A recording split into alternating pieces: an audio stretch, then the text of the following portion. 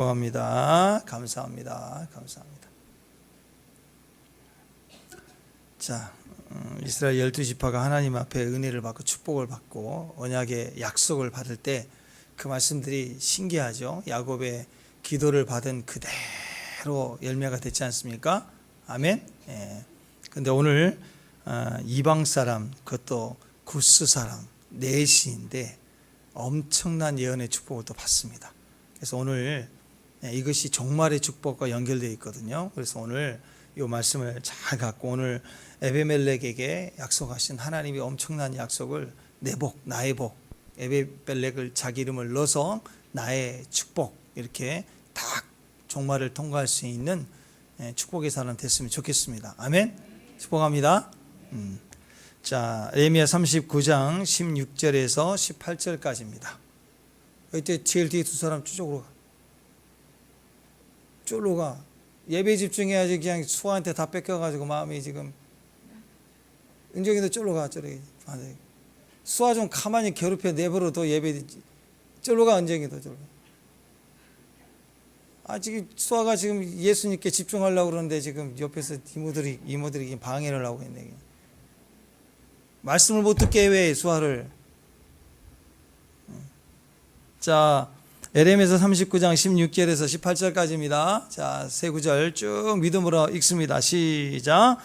너는 가서 구스인 에베멜렉이 말하기를 만군의 여호와 하나님 이스라엘 하나님이 말씀에 내가 이 성에 재난을 내리고 복을 내리지 아니하리라 한 나의 말이 그날에 네 눈앞에 이루리라.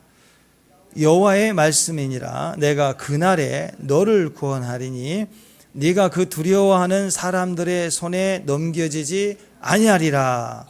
내가 반드시 너를 구원할 것인즉 내가 칼에 죽지 아니하고 내가 노량물같이 네 목숨을 얻을 것이며 이는 내가 나를 믿었음이라. 여호와의 말씀이라 하시더라.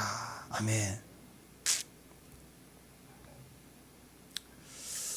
자, 무신론자였던 그 독일 유명한 철학자 니체가 있죠. 니체. 이름이 비슷해요. 시체. 그래서 니체가 무슨 말을 했느냐. 신은 죽었다. 그러지 않습니까? 그 의미가 굉장히 깊은데 어쨌든 신은 죽었다. 그 얘기를 했어요. 그래서 무신론자인 니체의 책을 읽었던 한 학생이 화장실에 볼일을 보다가 거기다 낙서를 합니다. 신은 죽었다. 그걸 가려 열고 니체. 근데 얼마 후에 성경을 읽다가 볼일 보러 들어간 한 학생이 그 글을 보고 나서 그 밑에다 이렇게 낙서를 합니다. 니체, 넌 죽었다. 가로 열고 신.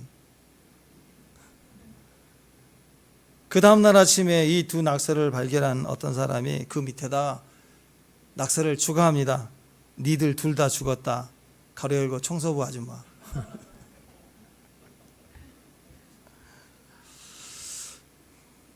자, 말세에 되면 다 죽어요.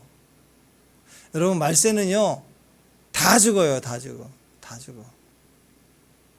죽어요.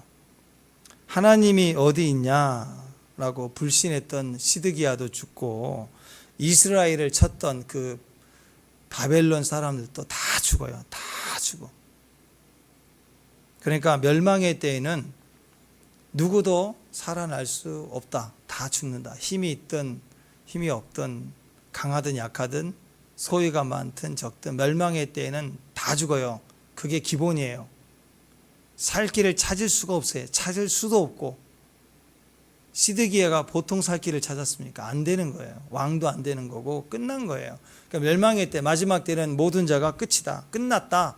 답이 없다. 이게 기본 기초입니다. 근데 멸망의 때에 누가 구원을 받고 누가 축복을 받는가? 이게 정답이 있는데요. 오늘 말씀에 그 정답이 있습니다. 예루살렘의 멸망의 때에 다 죽게 되었잖아요. 근데 예레미야는 공적으로 그냥 숨어서 어떻게 산 게 아니고 공적으로 그 심판자로 쓰임을 받았던 느부갓네살 왕이 예레미야를 공적으로 살려내요. 공적으로 인정을 해주고 살려내는 거예요. 그냥 대환란 날에 뭐 전쟁이 터지든 뭐 적그리스도가 나오든 어떤 상황이 올 때 어쩌다 사는 사람이 있는 게 아니라 그때는 다 죽는다니까요. 근데 어떤 사람들은 선택해서 공적으로 살려주시는 살림이 있다고. 그게 주님이 우리에게 약속해 주시는 구원이라는 거예요. 마지막 때는 주님이 없으면 공적으로 내 이름을 불러주고 내가 인정받는 구원이 아니면 살 길이 없어. 인간에게는 어디 토구를 파고 들어가서 3년 반 숨어 있다 나오면 사느냐? 살 수가 없어요. 그렇게. 그러니까 우리가 이 종말일 때 어떻게 구원을 받느냐? 그것은 살 길 찾아 각자 도생하며 어떻게 살겠지가 아니라 분명히 하나님으로부터 공적으로 인쳐지고 내 이름이 불려지고 확인받고, 그리고 대적에게, 세상에게 분명하게 손대지 마라.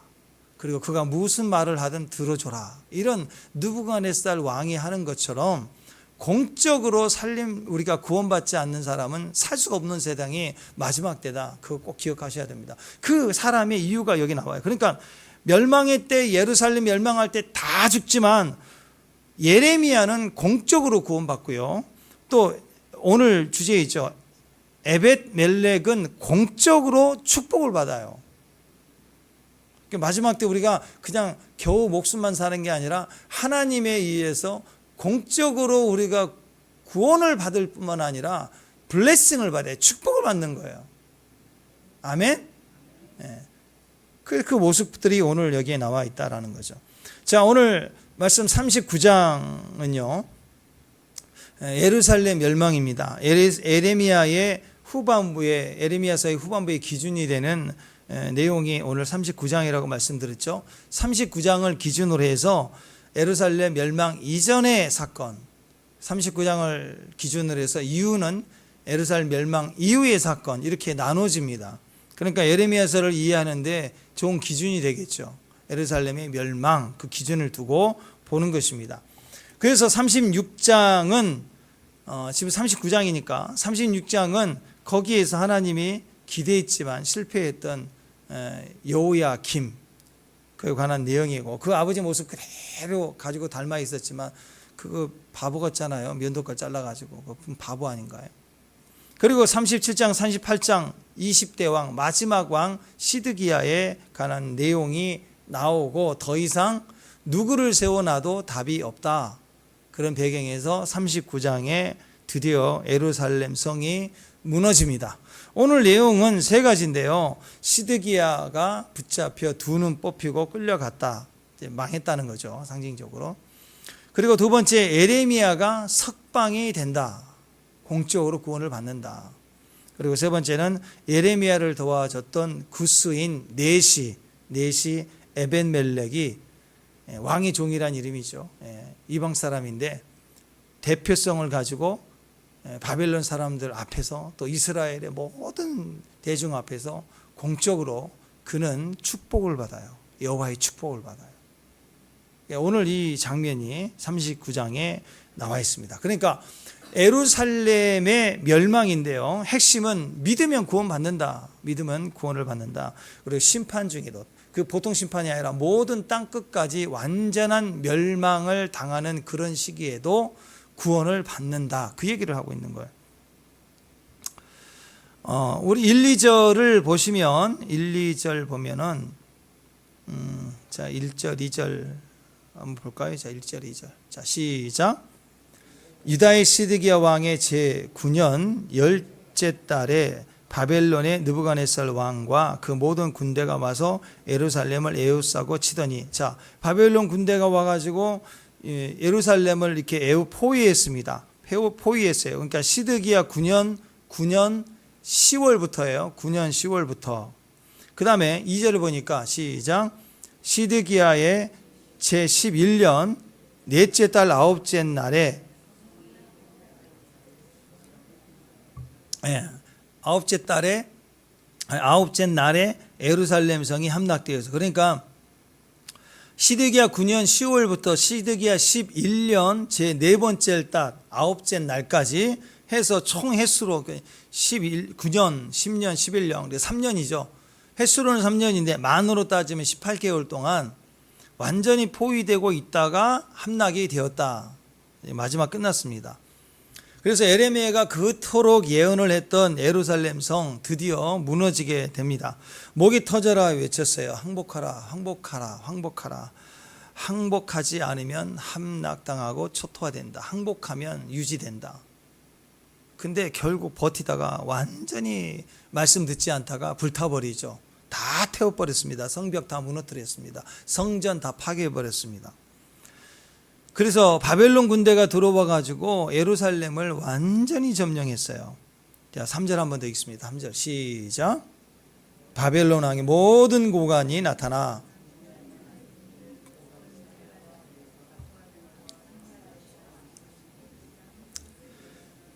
궁중장관이며 바벨론의 왕의 나머지 고관들도 있더라. 자, 듣지 않고 순종하지 않고 끝까지 책임 회피하고 우유부단하며 자기 살 길만 찾아갈 때 그 한 사람 때문에, 그놈이라 그래, 그놈. 나라 다 망하고 자기 부인, 자기 아이들 다 죽고 끌려가고 노예로 팔리고 여인네의 조롱을 받게 되는 비참한 예루살렘이 되었다. 그러니까 뺑소니예요, 뺑소니의 왕. 우리나라 선조대왕처럼 뺑소니 치는 거예요, 도망가는 거예요.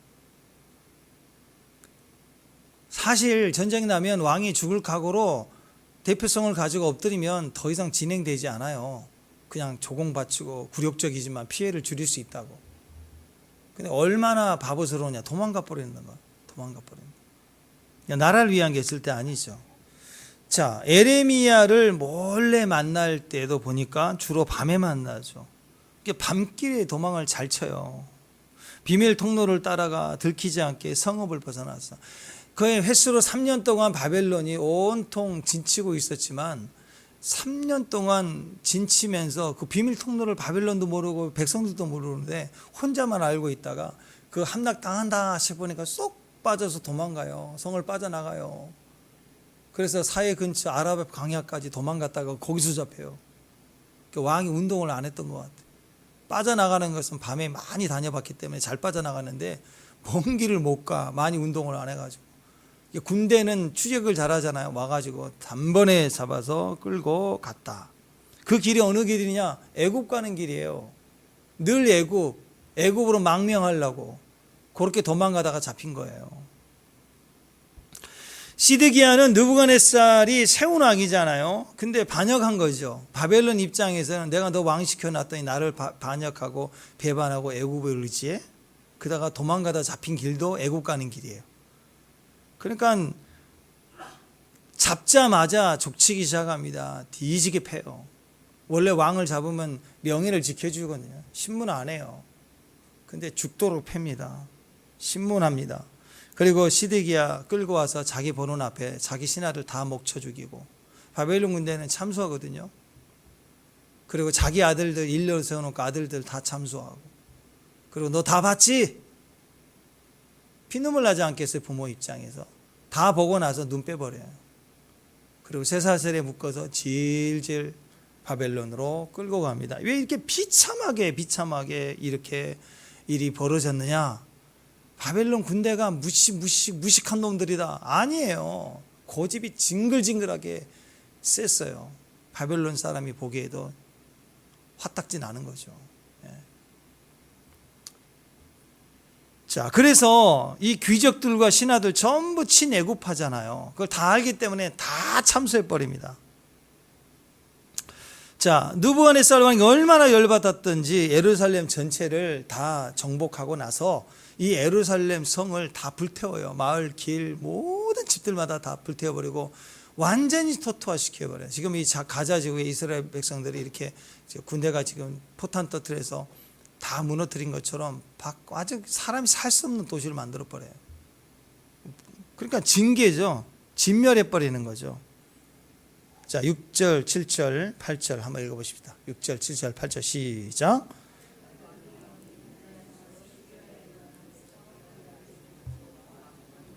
유다의 모든 귀족을 죽였으며 왕이 또 시드기야의 눈을 빼게 하고 바벨론으로 옮기려고 사슬로 결박하였다. 갈대아인들이 왕궁과 백성의 집을 불사르며 예루살렘 성벽을 헐었고 다 사람이 살 수 없는 곳을 만들어버렸다. 예레미야가 예언했던 그대로 다 되어졌습니다. 하나님의 그 기나긴 반복된 경고, 40년간 외치는 그 반복된 경고를 듣질 않아요. 그렇지만 말씀대로 되어져 버렸습니다. 그러니까 더 이상 우리가 그 현장을 봐도 할 말이 없어요. 하나님 조금만 더, 하루만 더 참아주시죠. 할 수가 없는 거예요. 여기서 우리가 무엇을 느낄 수 있습니까? 우리도 그럴 수 있다라는 거예요. 그래서 그게 우리 안에 느껴짐이 있다 그러면 우리는 이렇게 기도하게 될 겁니다. 하나님, 우리를 겸손케 해주시고 하나님 말씀에 늘 순종하게 하옵소서. 아멘? 그거면 된다고 저는 생각해요. 하나님이 이 전쟁을 물러가게 해주시고 저 대적 사라지게 해주시고 원수는 없어지게 해주시고 나는 강해지게 해주시고 나는 돈 많이 벌게 해주시고, 이런 기도 쓸데없는 거예요. 눈앞에 있는 병 무너지게 해주시고 대적 사라지게 해주시고, 그 기도할 필요가 없어요. 딱 하나면 돼요. 우리가 종말을 계속 반복해서 각 시대가 무너지는 상황, 마지막 때 요한계시록에 이 세상의 멸망 앞에서 볼 때 그때 하나님의 구원의 통로가 반드시 있거든요. 그러니까 대적을 향해서 이길 전쟁하지 말고 그런 기도할 게 아니라 딱 하나만 하면 돼요. 하나님, 나를 겸손하게 해주시고 어떤 상황에서 말씀에 순종하게 해주세요. 그것만 되면 다 구원받아요. 뭐 우리가 할 게 없다, 우리가 싸워서 이길 전쟁이 아닌 거예요. 이런 적그리스도와의 전쟁은 우리가 어떻게 싸워서 이길 그런 대전쟁이 아니라고요. 그러니까 저는 지금까지 신앙생활하면서 만난 분들 중에 제일 염려되는 사람이 그런 분들이에요. 막 영적 대전쟁의 장군 같은 사람들. 뭐 다 이겨버리겠대 그냥. 아니라니까요. 딱 한 가지면 돼요. 하나님, 저를 겸손케 하옵소서. 어떤 상황이라도 주의 말씀에 순종하게 하옵소서. 우리가 이 자세만 되면 된다라는 거예요. 말씀 자꾸 외면하죠. 시드기야 보세요. 남 얘기가 아닙니다. 우리가 이 말씀에 사우랑 냄새 나는 이 시드기야가 될 수도 있어요. 알아요. 몰라서가 아니라 알아요. 아는데 안 하려고 해요. 그게 사우랑 냄새가 나는 거예요. 계속. 왜 복잡할까? 왜 어려울까? 왜 이렇게 고통스러울까? 왜 이런 일들이 계속 반복될까? 그때 말씀을 듣고 순종하옵소서. 그러면 그 고통이, 그 복잡한 게 단순해지고 멈추게 되는 것입니다. 그래서 이게 구원이고 이게 복음이라는 것입니다. 제일 중요합니다. 마지막 때 말세는 온통 혼돈입니다. 복잡합니다. 어디가 구원인지, 어디가 내 안에 행복이 있는지 알 수가 없는 시대가 와요. 그때 딱 하나예요. 딱 하나. 듣고 순종하겠습니다. 그래서 모든 하나님의 역사를 보면 심판과 구원은 동시에 있습니다. 기억하십시오. 심판 이후에 구원이 있는 게 아니라 심판이 임하는 건 누구의 심판입니까? 하나님의 심판이잖아요. 하나님 자체는 우리에게 사랑이고 빛이고 영광인 거예요. 그래서 하나님의 심판이 임할 때 동시에 구원이 같이 임하는 거예요. 시드기야에게 있어서는 심판이었지만, 지금 유다에게서도 심판이었지만, 듣지 않는 자에게는 심판이었지만, 동시에 두 사람에게는 구원이고 축복이었죠. 지금 하나님의 바벨론 군대를 사용해서 오늘 이스라엘을 함락시켰을 때, 이때 멸망당하는 자들에게는 재앙이지만, 그때 공적으로 더 이상 시드기야나 고관들이 예레미야 괴롭히지 못하도록 공적으로 살려내잖아요. 그러니까 여러분 기억하십시오. 심판과 구원은 항상 같이 옵니다. 그래서 환난 날에 빨리 회개하라는 거예요. 환난 날에 회개하면, 회개한 자는 그때 구원받아요. 환난 날에 구원을 받는 거예요. 우리 마음이 겸손한 것이 축복인 줄 믿습니다.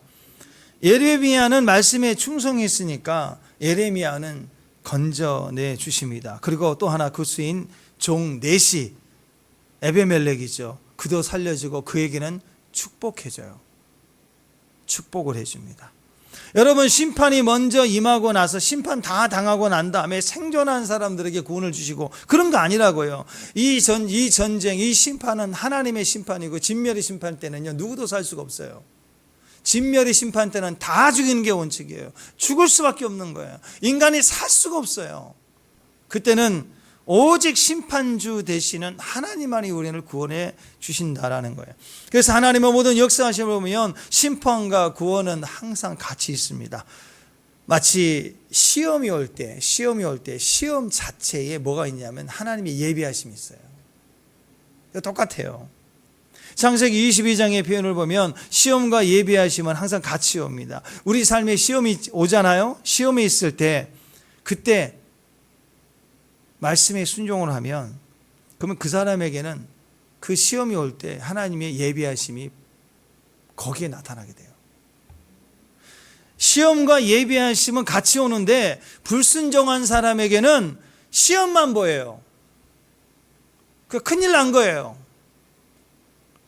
하나님의 예비하심이 같이 오는데 하나님의 예비하심은 안 보이는 거예요. 시험만 보이는 거예요.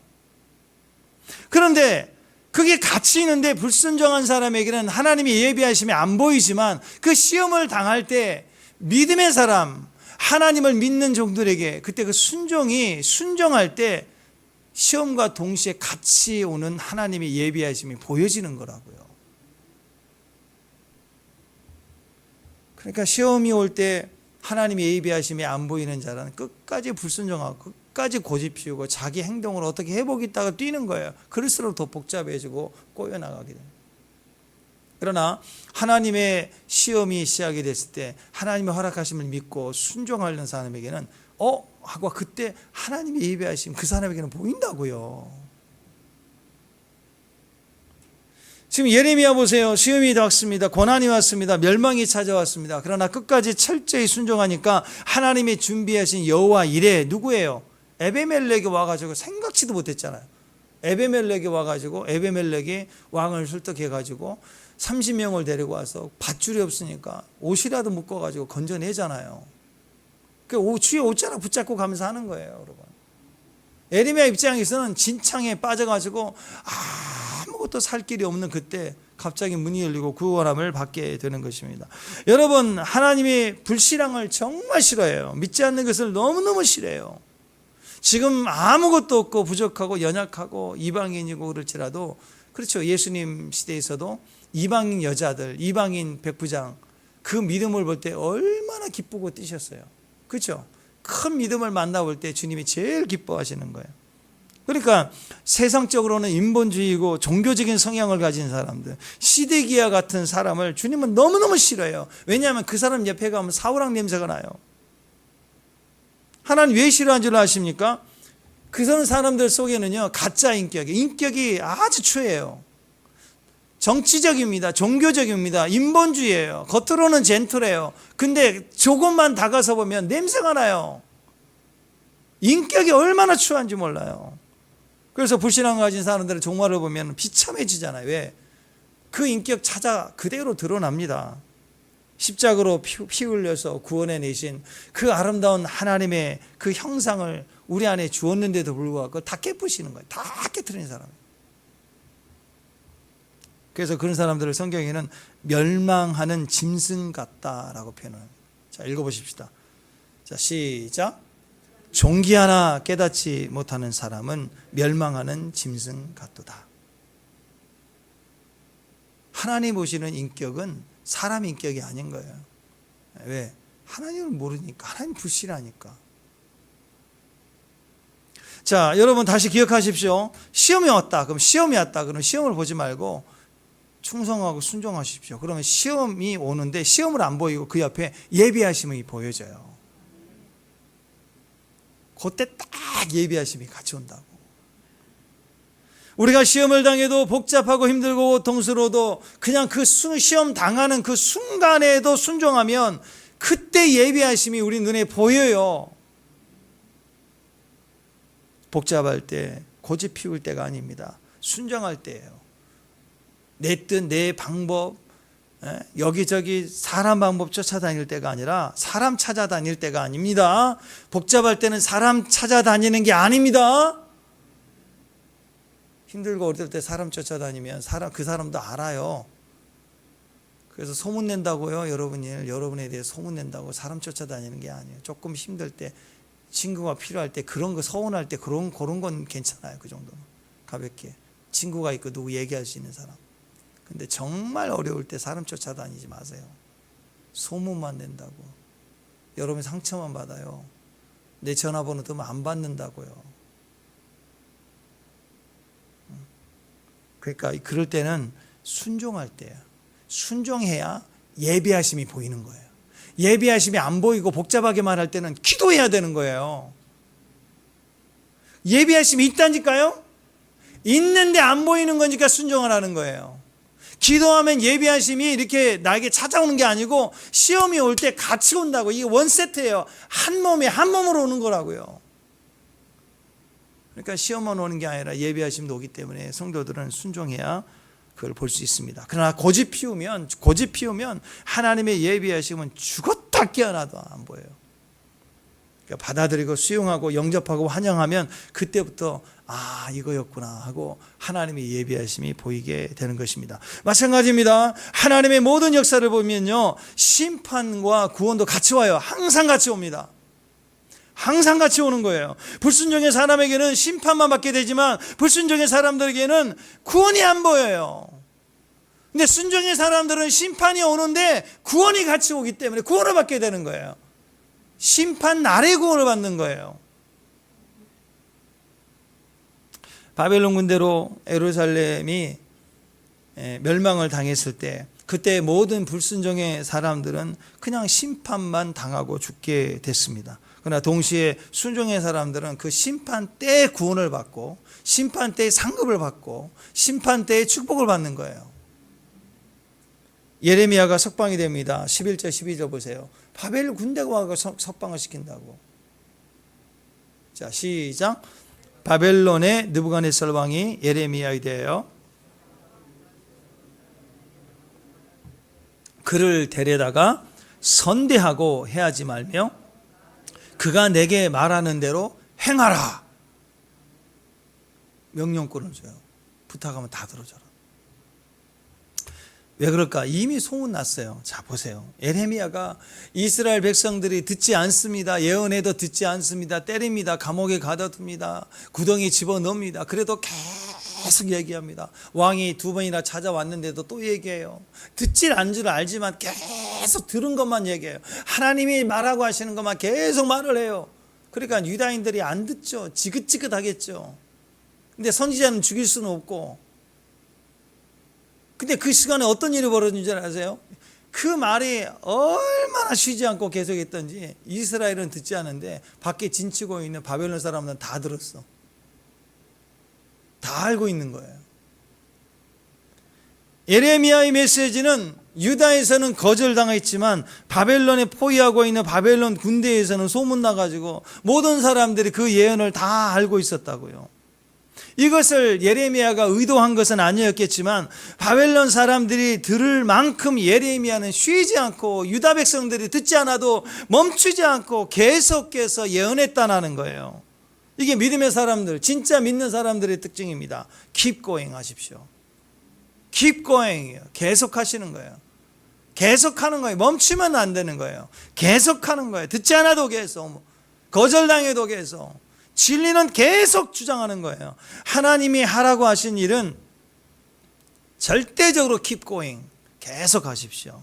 거기에 무게감이 생겨요. 계속하면 무게감이 생긴다고. 그걸 믿음이라고 하는 거예요. 그러니까 복음을 증거하고 진리를 말할 때 우리가 생각한 사람은 안 듣는 것 같아서 실패인 줄 아는데요. 아니에요. 그 계속해 나가는 복음은 누군가는 듣게 되고 그것이 환난 날에 우리에게는 나를 살리는 구원이 되고 능력이 되는 거예요. 그러니까 때를 얻든지 얻지 못하든 우리는 항상 계속 진리를 말하고 진리를 향해 가야 되는 것입니다. 연세대학교 제1대 총장이었던 백낙준 박사님 이야기 유명하잖아요. 무당 아들로 태어났습니다. 선교사님 집에서 허드렛이라는 모습으로 취직을 했어요. 뭐 얼마나 제대로 월급을 받았겠어요. 하루는 선교사님이 나무 빼서 장작을 준비하라 하고 밖에 신방하러 오후에 나갔어요.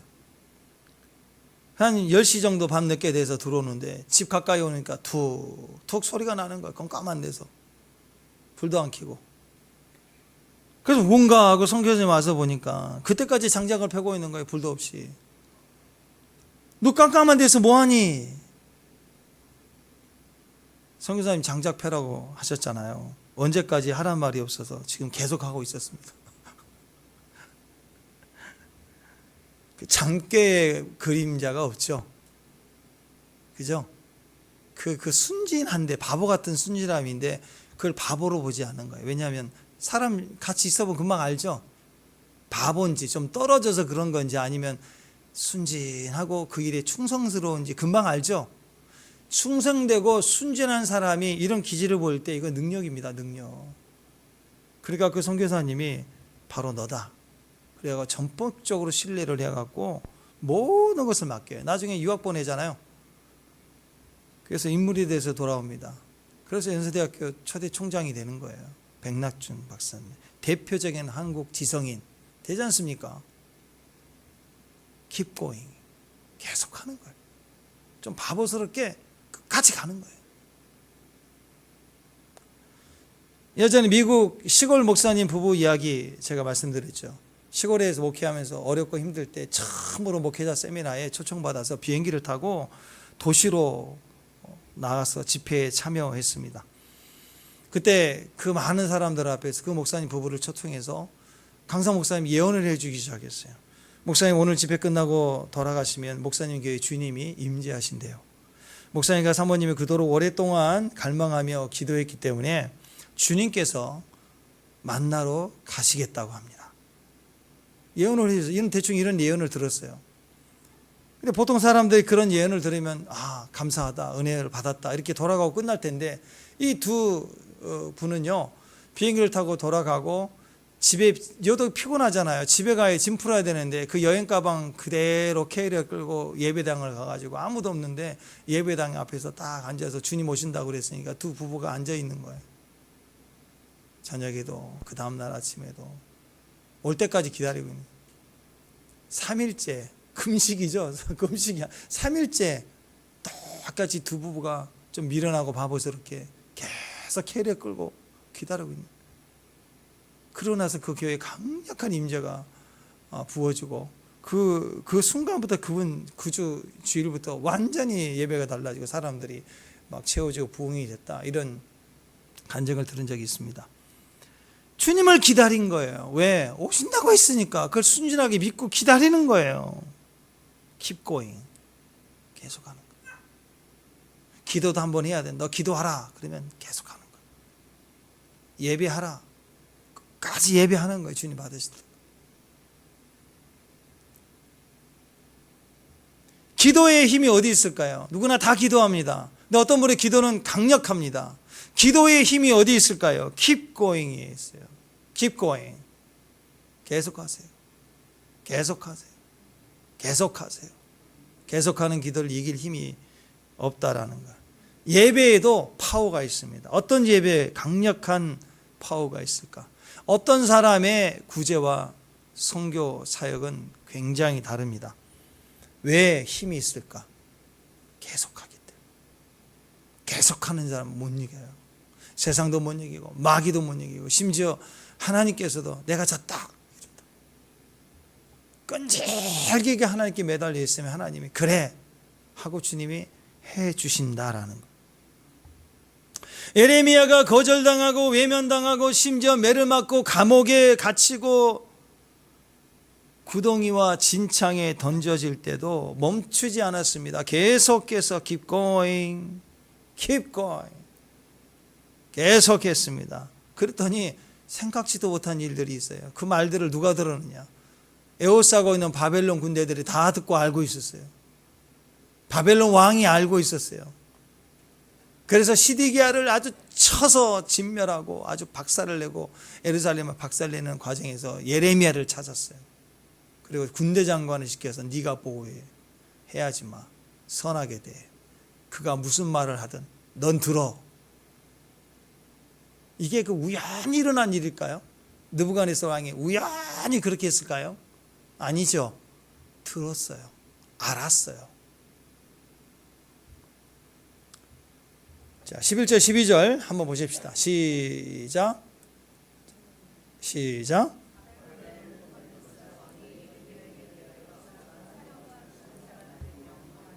그를 데려다가 선대하고 해하지 말며 그가 내게 말하는 대로 행하라. 이게 하나님의 음성이다 그럴 때는 우리의 대적들, 우리의 대적자들까지 다 알도록 계속 말해야 돼요. 계속. 축복합니다. 아멘. 예. 혹시 면도칼로 잘라버리고 기록했던 거 불태워버리고 그럴지라도 다시 기록하는 거예요. 또 기록하는 거예요. 또 받아 적어라. 그리고 또 알려라. 멈추지 말라는 거예요. 보세요. 예레미야의 예언을 유다는 다 거절했지만 바벨론 왕은 그걸 믿고 받아들이고 선대하잖아요. 우리 살길은 하나님 진리의 말씀을 알았습니까? 진리의 말씀을 받았습니까? 그 진리의 말씀을 믿습니까? 그러면 어떻게 여러분 주변에 있는 귀신도 알 만큼 계속 전하세요. 귀신도 믿고 떨 만큼 징글징글 할 만큼 계속 말하는 거예요. 하나님 내게 복을 주시고 복을 주시며 복을 주시고 계속 한번 복 주신다 그러면 계속 그 얘기하는 거예요. 주님 나의 치료가 되시고 치료가 되시며 치료하십니다. 계속 말하는 거예요. 귀신도 알고 믿고 떨 만큼 진리 말을 계속 말하고 말하는 사람을 세상은 악한 영은 이길 수가 없는 것입니다. 자, 이렇게 석방된 예레미야가 이제 첫 번째 했던 일이 뭔가? 축복하는 일입니다. 자기를 목숨 걸고 구해줬던 구수 사람 넷이 에베멜렉을 데리고 와서 구원을 선포해주고 그를 축복하는 예언을 합니다. 하나님이 명령하신 것이죠. 축복합니다. 에베멜렉을 통해서 하나님께서 공적으로 선포하시는 거예요. 그 명령을 따라서 에베멜렉에 대한 축복을 온 이스라엘 사람들 앞에 그리고 온 바벨론 군대 앞에 정복전쟁에 패한 자들 겨우 몇 살아남은 사람들 있겠죠. 또 포로로 끌려간 사람들, 예비된 사람, 그 징근지근한 못된 놈들은 다 죽이지만 또 끌려가잖아요. 그 사람들 앞에서 또 정복자인 바벨론 군대 앞에서 예언하고 축복하고 선포하십니다. 하나님은 에베멜렉을 축복하셨어요. 이 축복이 얼마나 강력한가. 그 축복을 받게 되는 이유가 뭐였는가. 그 마지막 절에는 이렇게 얘기합니다. 네가 나를 믿었습니다. 이렇게 얘기해요. 이 마지막 절이 되게 중요한 거예요. 우리에게 언제 구원이 있느냐? 믿을 때예요. 믿으면 구원을 받습니다. 언제 응답이 있는가? 우리 기도에 언제 응답이 있는가? 믿으니까. 네가 나를 믿었습니다. 그러면 구원인 거예요. 우리가 믿으면 그 믿는 일을 몸으로 뭔가 헌신하고 뛰지 않아도 믿는 그 일이 곧 하나님의 일이기 때문이에요. 자, 요한복음 6장 28절 29절 읽습니다. 시작. 하나님의 일을 하오리까. 시작. 예수께서 대답하여 이르시되 하나님께서 보내신 일을 믿는 것이 하나님의 일이다. 제자들이 물었습니다. 어떻게 해야 하나님 일을 할 수 있을까요? 하나님 일을 하고 싶습니다. 그랬더니 예수님 뭐라고 하시느냐? 하나님께서 보내신 일을 믿는 것, 예수님 믿는 것, 말씀 믿는 것, 그게 하나님 일이다 그랬어요.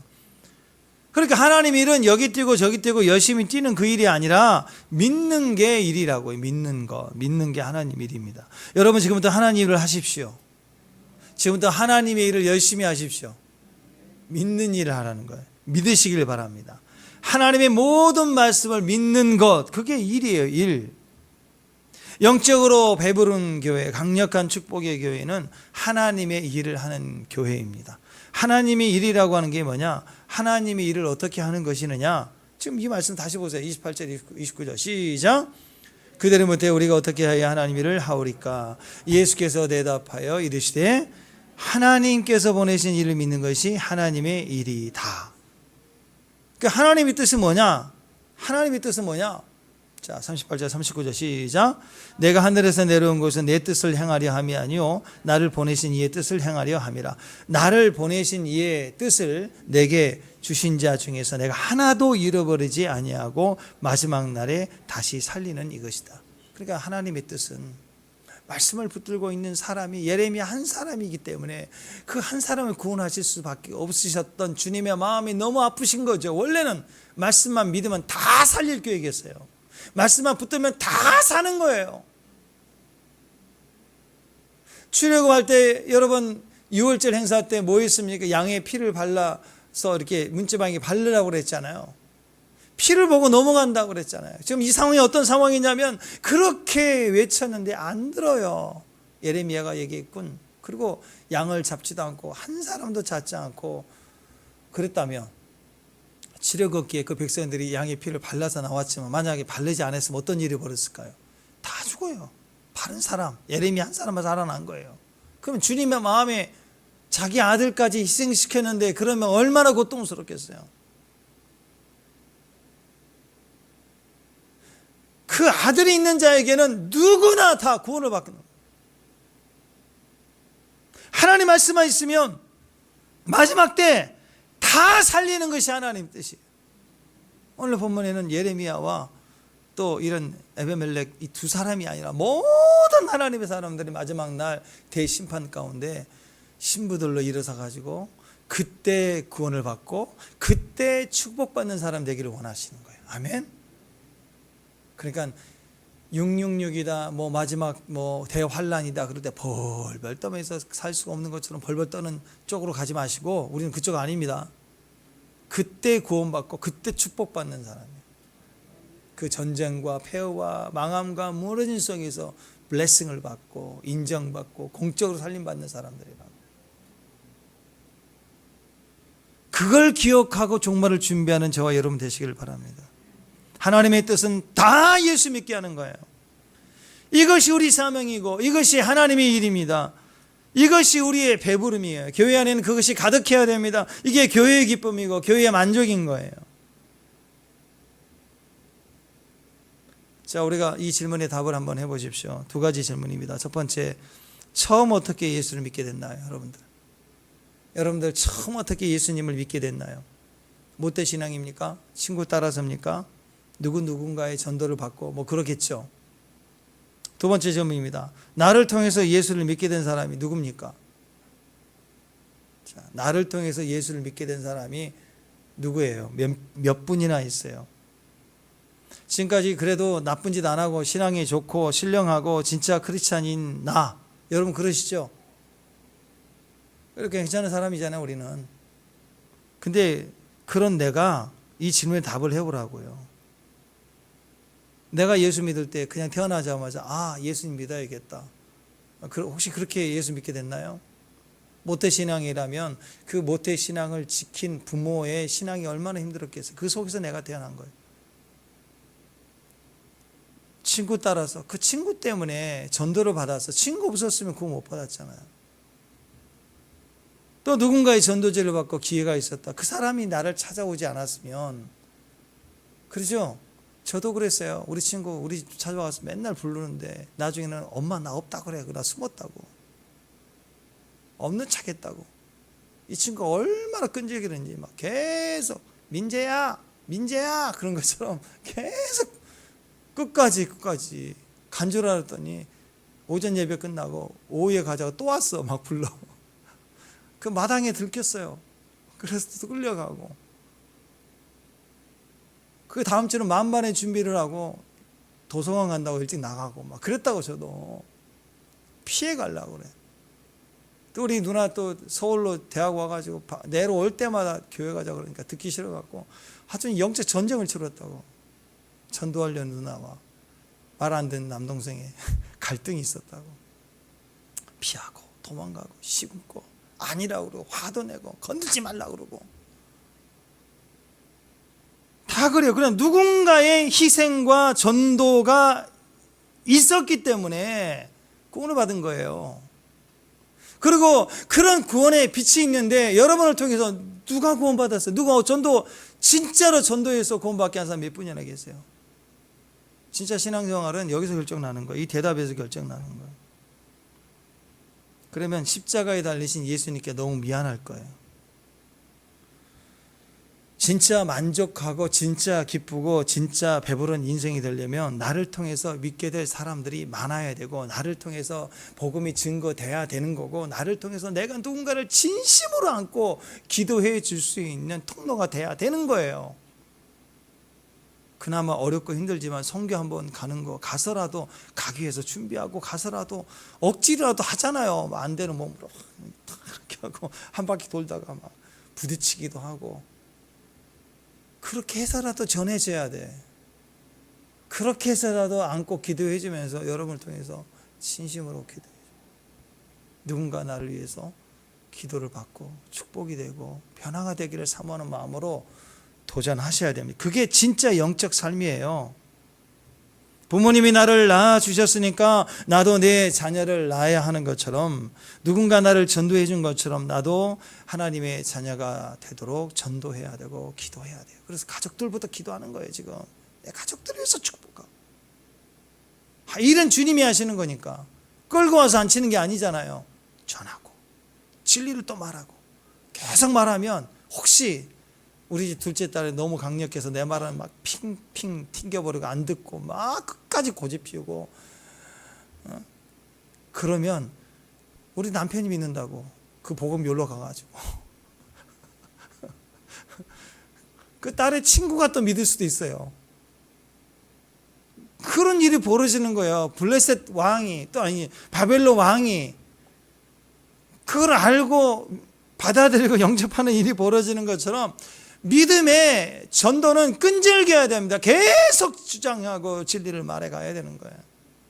구덩이에 빠져도 keep going 하셔야 돼요. 그러면 하나님이 열매를 주시는 거예요.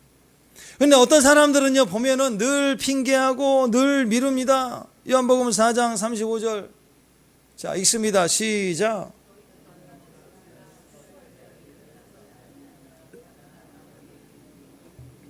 너희 눈을 들어 밭을 보라 휘어져 추수하게 되었다. 지금이 추수 때예요. 그러니까 어떻게 해야 돼요? 지금 추수하자. 그런데 뭐 하고 있냐면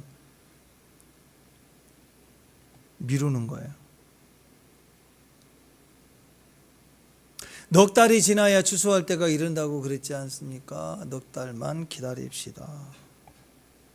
주님 뭐라고 그래요? 야 눈을 들어 밭을 보라 휘어져 추수하게 됐다. 그럼 추수하자. 그러면 지금이에요. 주님은 넉 달 뒤가 아니라 지금이다. 기도하자. 언제? 주님이 여러분에게 기도하자. 그러면 언제 기도하자? 지금 하자는 거예요. 근데 우리는 넉 달 뒤에요. 넉 달 뒤에 시험이 오니까 넉 달 뒤에요. 큐티하자. 그러면 다음에요. 가로 열고 넉 달 뒤에. 예배하자. 이번 주부터 교회 가자. 지금 가자. 다음에요. 가로 열고 넉 달 뒤에. 선교 가자. 선교 갑시다. 다음에요. 자꾸 무슨 말만 하면 맨날 다음에요. 인터넷도 맨날 다음 사이트만 가. 다음에요. 네이버는 안 하는. 그러면요 나중에 주님이 그 친구에게 와가지고 다음에 치킨 먹자 그런다. 그럼 삐질 거 아니에요. 치킨은 지금 먹어야죠. 주님 그럴 거 아니에요. 아니 너한테는 다음에 먹자.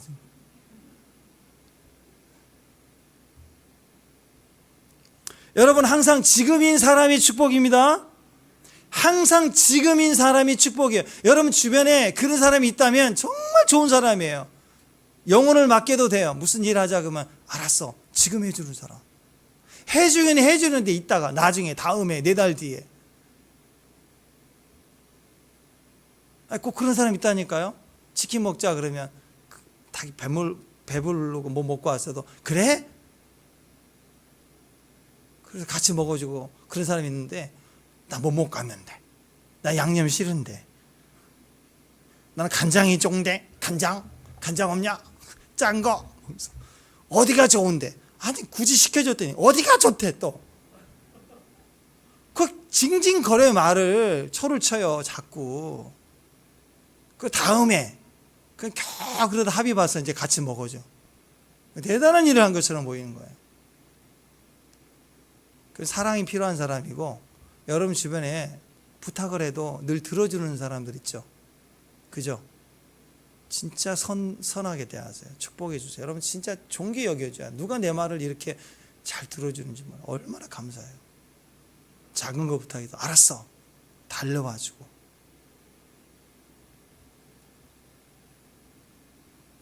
항상 지금인 사람이 여러분의 친구예요. 지금 여러분 눈에 보이는 사람. 보이는 사람이 축복입니다. 아멘? 지금인 사람, 보이는 사람, 뭘 보는 사람이 축복이에요. 집에서 설거지 누가 해요? 집에서 설거지 누가 해요? 아내가? 그런 거 어디가 있어요? 성경 몇 절이에요? 아내가 설거지 한다고. 그러면 분리수거 누가 해요? 남편이?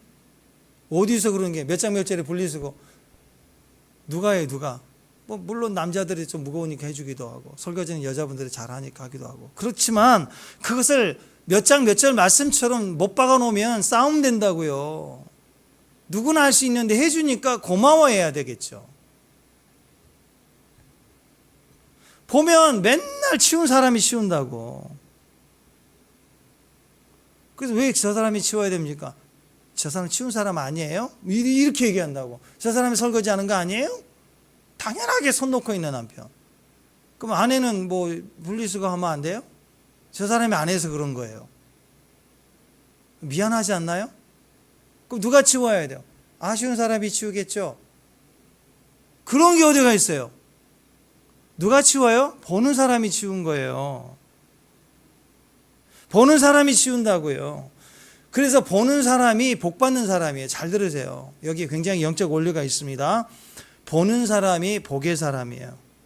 교회 와서도 집안에서도 보면 그래요. 여기 어쩔 때는 제가 이렇게 휴지 하나 딱 떨어져 있는 거 제가 보면 치우거든요. 그런데 또 이제 지켜봐요. 누가 치운가.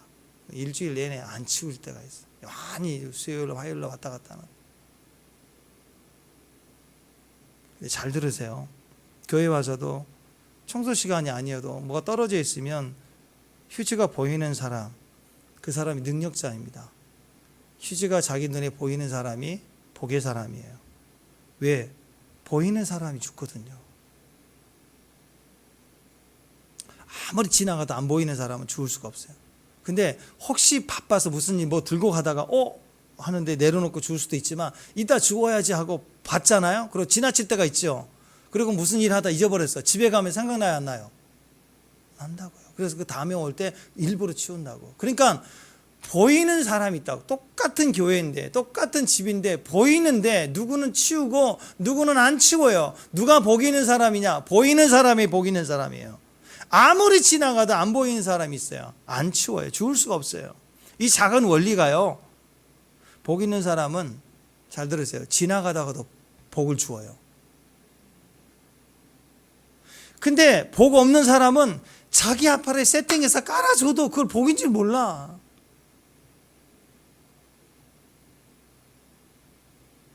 여러분, 복 받는 사람은요, 큰 어떤 대박이 와서 길을 타고 줄 타가지고 되는 게 아니고 그냥 무슨 일을 하면 복이 된다니까요. 복을 주어요, 다니면서. 직장에서 사장이 일을 시키면 그 일만 겨우 해내는 사람이 있지만 뭘 시키든 일이 막 보이는 사람들이 있어요. 회사에서도 일이 막 보이는 사람, 사장이 되게 좋아하겠죠. 유능한 사원입니다. 의욕은 넘치고 일은 열심히 하는데 일을 어떻게 해야 될지를 모르는 사람이 있어요. 막 설치기 말하고 힘만 쓰는데 자꾸 뭘 막 일을 복잡하게 만들어내는 거예요. 그건 일이 안 보이는 사람이에요. 주방에서 같이 모여서 일을 해도요, 일이 딱 보이는 사람이 있습니다. 주방에서도 뭔가 열심히 하긴 하는데 보면 배경 화면 같은 사람이에요. 그냥 열심히 뛰는데 뭐 하는지 없이 그냥 여기 조금 저기 조금 실수가 없어요. 일이 안 보이니까 그래요. 큐티할 때도 마찬가지입니다. 성경 본문을 봐도 흰 것은 종이고 검은 거 글씨인 사람이 안 보여요. 반면에 말씀이 안 보인다고. 근데 어떤 사람은 말씀을 딱 읽으면 거기에 의미가 보여요. 주님의 마음이 알아진다고. 그게 지혜와 계시의 영이라고. 보이면 일이 됩니다. 보여야 일을 할 수 있습니다. 축복의 사람입니다. 어떤 상황에서도 심지어 이렇게 멸망의 때에 죽을 일만 남았구나 싶은 그런 상황에서도 주님이 보여야 돼요. 주님을 볼 수 있는 사람이 축복의 사람이에요. 이런 사람들은 지나가다고 복을 받고 심판 다 당하는 중에도 복을 받아요. 복 없는 사람은 자기 앞에 깔아줘도 몰라요. 왜? 믿질 않으니까. 믿는 게 하나님 일이라고. 지금부터 하나님 일을 하십시오. 아멘. 지금 에베멜렉이 했던 일이 뭔가 믿는 거였죠. 믿고 믿음에 순종했더니 믿음과 순종은 동전의 양면처럼 같이 나타나잖아요. 그랬더니 예루살렘이 망하고 모든 사람이 다 죽어나가는데도 구원을 받고요. 마치 노아 방주 같죠. 심판받을 때 다 멸망인데 방주에 탔던 8명만이 구원을 받은 것처럼 여리고성이 다 무너졌을 때 다 심판받는데 기생랍과 그 가족들이 분명히 구원을 받은 것처럼 심판과 구원은 동시에 나타납니다. 심판이 있을지라 두려워하지 마세요. 왜? 심판 속에는 구원이 있어요. 같이 온 거예요. 믿기만 하면 구원이 보여요. 믿기만 하면 예비하심이 보여요. 근데 불신하고 고집 피우면 같이 와 있는데 안 보여요. 심판만 보여요. 시험만 보이고 거기서 내가 망하고 죽을 수밖에 없다라는 거. 로마서 1장 17절에 보면 오직 의인은 믿음으로 말미암아 산다라고 했습니다. 믿음으로 사는 게 우리의 삶입니다. 믿음으로 말미암아 사는 삶, 그게 성도의 삶입니다. 어떤 일이 벌어진다 할지라도 살 수 있다 그 얘기예요. 자, 오늘 말씀이거든요. 자, 다시 16절 17절 18절 자, 생각하면서 다시 읽습니다. 시작. 너는 가서 그곳에 에베멜렉에게 말하기를 만군의 여호와 이스라엘 하나님 말씀에 내가 이 성에 재난을 내리고 복을 내리지 아니하리라 한 나의 말이 그날에 내 눈앞에 이루어지리라. 여호와께서 말씀이니라.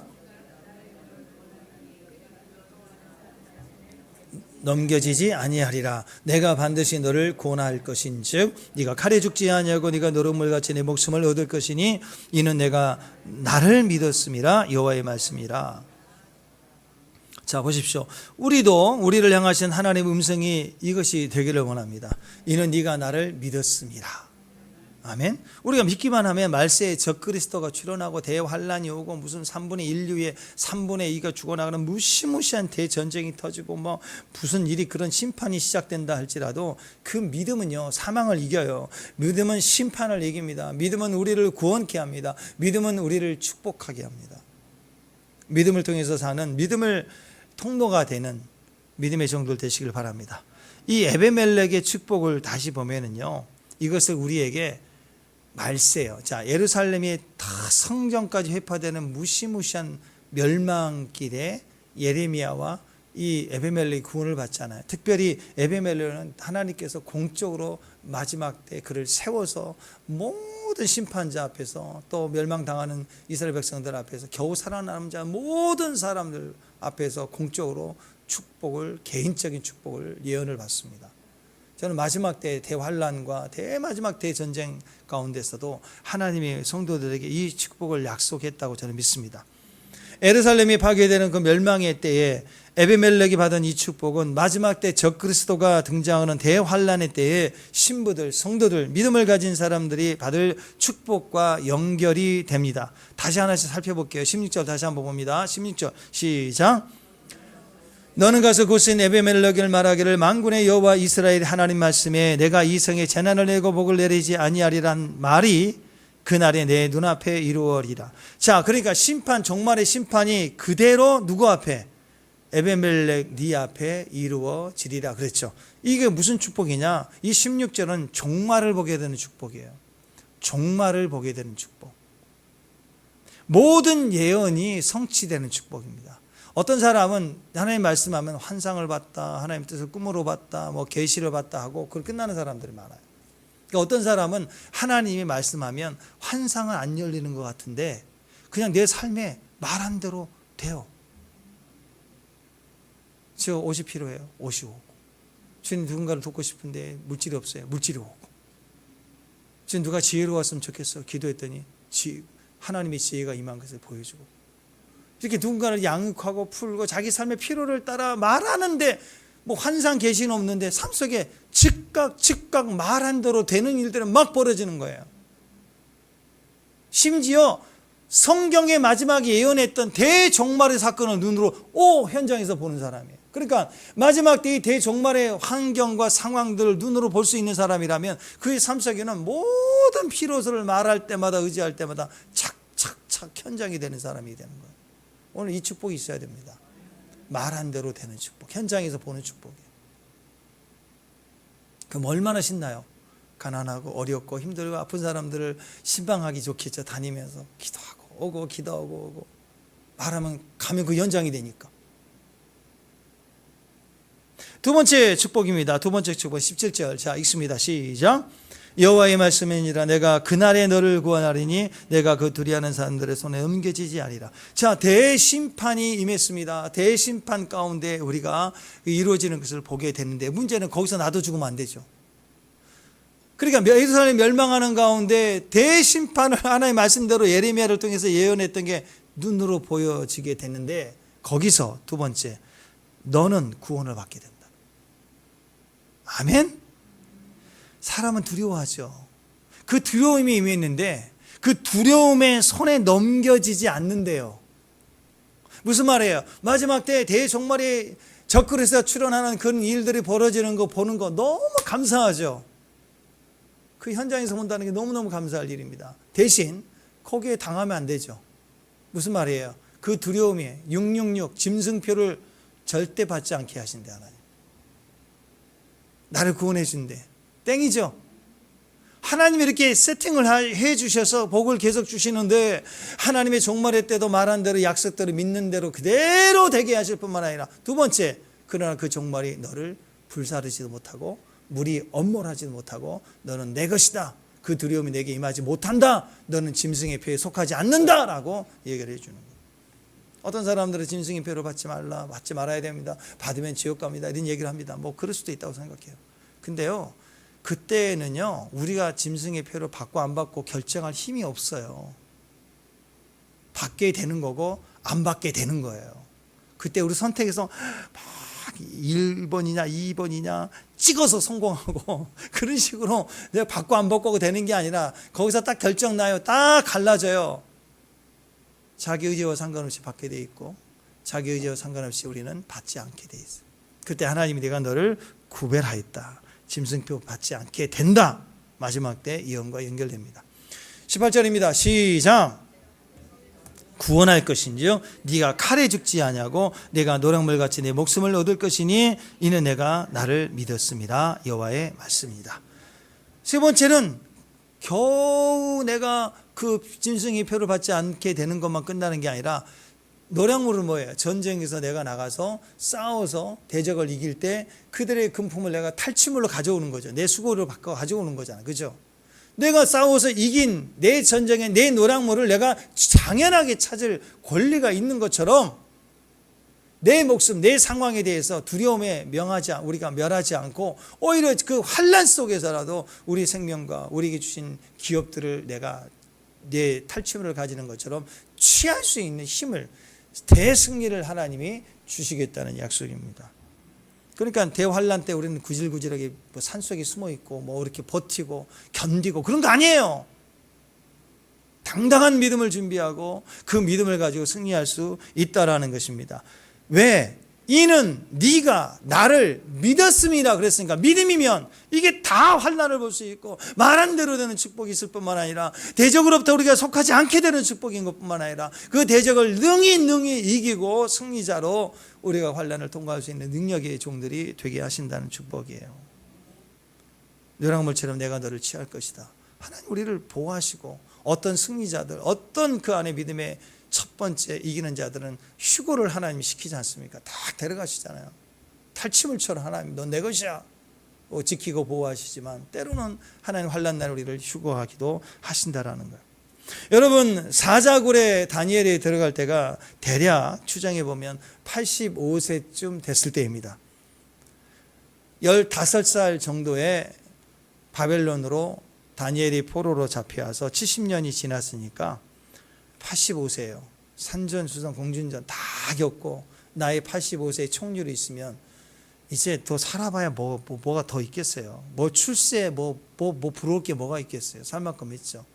적당하게 타협하고, 그리고 또 살아온 다 정치인들인데 얘기 좀 잘하고 대충 타협하고 눈 감아주면 또 감아지게 돼. 그러지 않겠어요? 좀 편하게 살자. 적당하게 딜하면 다 지나갈 수 있는 문제 가능합니다. 그런데 사자굴에 들어가죠. 목숨을 걸고 기도했다는 이유입니다.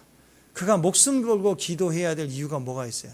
이미 부귀영화를 다 누리는. 근데 그는 목숨을 걸고 기도했어요. 왜? 하나님을 만났기 때문에. 사자굴의 협박에도 기도를 멈추지 않았습니다. 다니엘은 성결했죠. 확신이 있었습니다. 기도의 삶을 살았던 사람입니다. 그래서 우리는 그의 신앙을 본받자 막 그렇게 얘기할 때가 있습니다. 근데 그의 위대함은 다니엘의 위대함은 의지가 강하고 기도를 끝까지 할 수 있는 힘이 있었기 때문이 아니라 그의 위대함은 그가 분명히 하나님을 만났기 때문이에요. 다니엘의 위대함은 하나님을 만났기 때문인 거예요.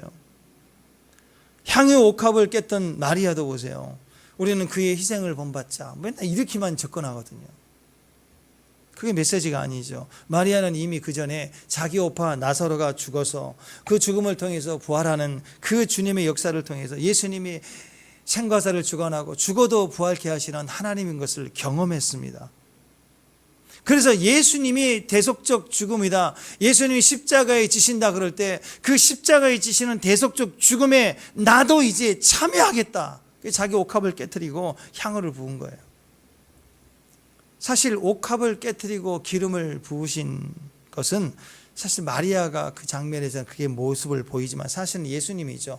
예수님이 십자가에 오르신다고 그 얘기를 했을 때 예수님은 자기를 철저히 깨뜨려서 온몸에 피를 흘려서 그리고 모든 백성을 살리겠다. 내가 나사로를 살린 것처럼 너를 살리고 온 인류를 위해서 내가 살리겠다.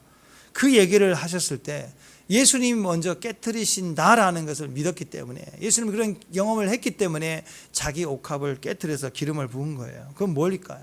참여하는 거예요. 여러분, 예수님의 성찬, 살과 피를 우리가 마시는 행위를 참여하는 거잖아요. 영적으로 참여하면서 그리스도께 십자가에 못 박힌 것처럼 예수님이 찍히신 살과 피에 우리가 믿음으로 참여하는 거잖아요. 그러니까 향유옥합을 깨뜨리는 이 마리아는 예수님이 죽으신 십자가의 길에 내가 참여하고 싶은 거예요. 참여하는 거예요. 기념하는 거예요. 그래서 성찬을 통해서 기념하는 것과 이 여인을 끝까지 기념하라는 단어가 같은 거예요. 신앙으로 유일하게 이 여자만이 제자를 또 무슨 말인지 몰랐거든요. 근데 이 여인만이 그것을 깨뜨리고 주님의 참여하겠다라고 신앙을 고백한 거예요. 그래서 유다가 거기 옆에서 그걸 허비했느냐, 깨가지고 300데나리온에 팔아서 구제해야지 뭐 이런 얘기는 하잖아요. 여러분, 박정권 목사님의 그 내게 있는 향유옥합이란 찬양이 있죠. 그 처음에 가사를 보면 마리아가 옥합을 깬 것으로 묘사를 합니다. 내게 있는 향유옥합 주께 가져와 그 발 위에 입 맞추고 깨트립니다. 근데 그 다음에 가사를 보면요, 옥합을 깬 것은 내가 아니라 주님이시다 라는 고백을 해요. 나를 위해 십자가에 달리신 그 발 흘린 피로 나의 죄를 대속하셨네. 십자가에 흘리신 피가 깨졌기 때문에, 예수님이 깨졌기 때문에 그 속에 있는 피가 나를 흘려서 나를 씻겨주셨다. 나를 씻겨주셨다. 그러니까 내가 이 옥합을 깨트린 건 아무것도 아니에요. 그 십자가에 자기를 깨트려 피를 흘리신 예수님의 흐름에, 그 대속적 삶의 신앙으로 내가 참여하겠습니다. 나를 깨트린 거예요. 나를 깨부신 거예요. 자를 깨트린 거예요. 예수님을 만난 사람은 그래서 거룩해집니다. 예수님을 만난 사람은 예수님처럼 자기를 깨트린 사람이에요. 거룩이라고 하는 것은 말씀이라는 것을 가지고 중심에 두고 순종을 통해서 나타나는 모습, 그걸 믿음이잖아요. 믿음이 있어야 거룩해질 수 있는 거예요. 믿음 없이 착한 행심을 하는 건 종교라고 하는 거죠. 거룩이 가능해지려면 말씀이 분명히 내 안에 중심에 서 있어야 되는 것입니다. 반석 같은 사람이 있어요. 자기 안에 예수님 말씀하시면 다 여동하지 않는 반석 같은 사람. 오늘 예레미야가, 특별히 오늘 에베멜렉이 그랬다는 거예요. 믿으면 죽으면 죽으리라. 근데 거기에 신부의 영성이잖아요. 거기에 에스더의 향기가 나요. 그랬을 때 그 믿음 때문에 하나님이 그를 살려내셨다라는 거예요. 대환란이겠죠. 마지막 때 대환란이 오면 온 세상이 다 혼돈의 대혼란이 올 것입니다. 그러나 두려워하지 마십시오. 예루살렘이 불타고 성전이 파괴되는 멸망의 때에도 하나님 말씀의 반응을 계속했던 예레미야, 공적으로 느부갓네살이 왕의 명령으로 그를 세워 보호합니다. 지켜줍니다. 아멘.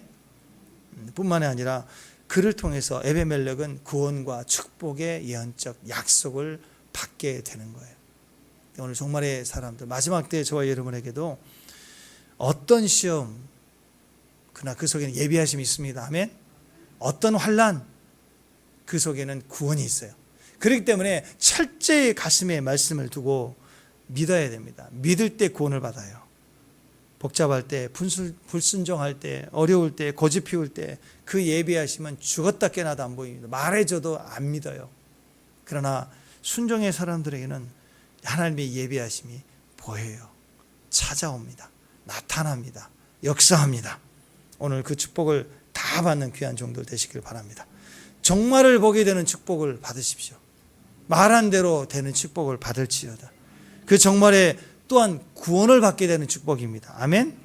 대적에게 넘겨지지 않아요. 짐승의 패에 속하지 않게 될 겁니다. 세 번째, 칼에 죽지 않습니다. 노략물처럼 내가 너를 취할 것이다. 우리는 우리 구원을 승리자처럼 보호받고 또 우리는 그것을 받게 될 것입니다. 그 하나님의 축복을 받으시길 주님의 이름으로 축원합니다. Keep going 하십시오. Keep going. Keep going. 계속하십시오.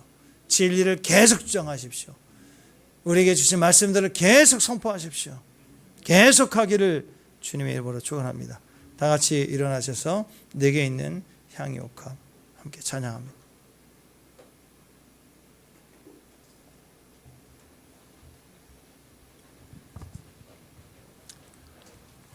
예수님이 자신의 몸을 찢으시고 십자가에서 피를 흘리신 것처럼 마리아가 가지켰던 가슴의 그 향유 옥합을 깨트려 그 기름으로 예수님의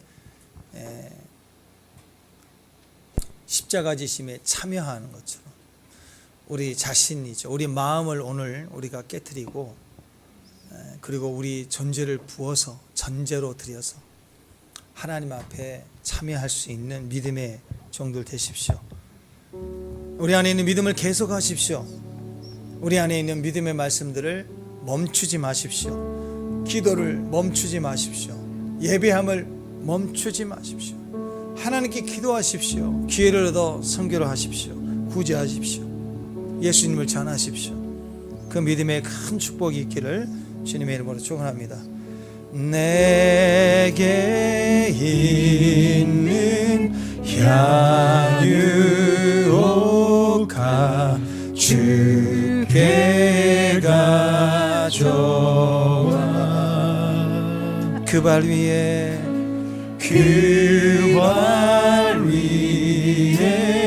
입 맞추고 깨트립니다.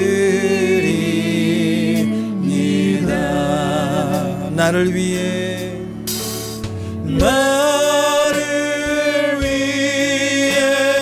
험한 산길 오르신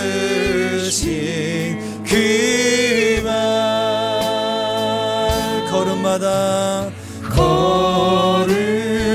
걸음마다 그 신사랑 새겨놓았네.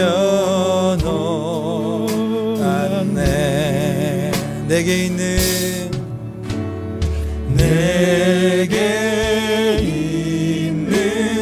향유 옥합 주께 가져와 그 발 위에 입 맞추고 그 발 위에 입 맞추고 깨트립니다. 나를 위해 십자가에 나를 위해 십자가에 달리신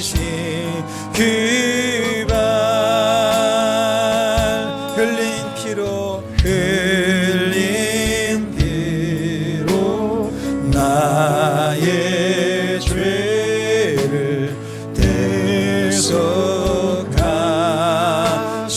대속하셨네. 내게 있는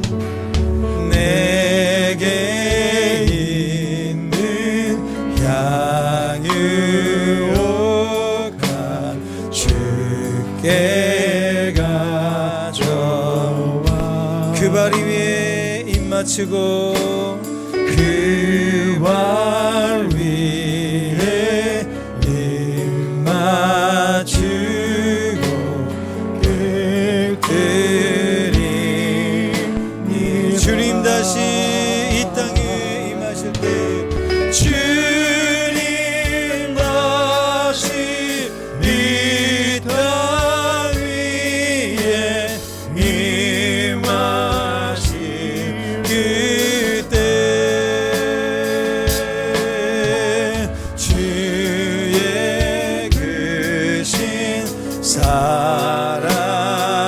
사랑으로 날받 우리 십자가를 바라보면서 다시 한번 주님 다시 이 땅 위에 임하실 때 주님 다시 이 땅 위에 임하실 그때 주의 크신 사랑으로 말받아 한 번 더 믿음으로 주님 다시 이 땅 위에 주님 다시 이 땅 위에 임하실 그때 주의 크신 사랑으로 말 받아주소서. 하나님의 말씀에 순종이 계속되는 사람 되기를 원합니다. 주의 말씀의 중심을 가지고 이 종말의 때까지 끝까지 이 종말을 보게 되는 축복의 사람 되기를 원합니다. 그 종말에 또한 구원을 받게 되는 축복의 사람이 되기를 원합니다. 악에게 죽지 않고 하나님 말씀에 우리가 노량물처럼 우리를 취하여 견인하시고 우리를 데려가실 때 하나님 그 데려감을 당하게 되는 축복의 사람들 되게 하여 주옵소서.